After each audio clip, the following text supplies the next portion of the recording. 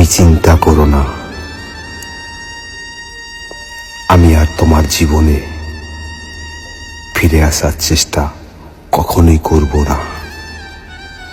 তোমার দেওয়া শেষ আঘাতগুলো না হয় আমার জীবনে উপহার হিসেবে যত্ন করে রাখব। একটা কথা জেনে রেখো,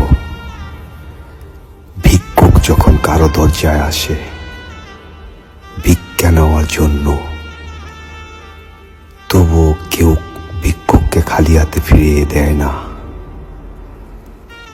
কিন্তু তোমার কাছে ভিক্ষুকের মতো কতটা আর্তনাদ করেছি আমার ভালোবাসা পাওয়ার জন্য, তোমাকে পাওয়ার জন্য কতটাই আর্তনাদ করেছি,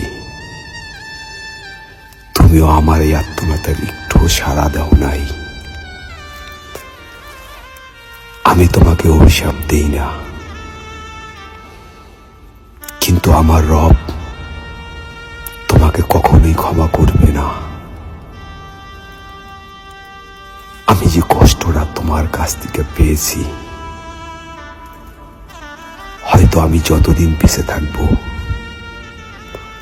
জ্বলন্ত আগুনে জ্বলে পুড়ে আমার জীবনটা ধ্বংস হয়ে যাবে, তবুও আমি অসহায়ের মতো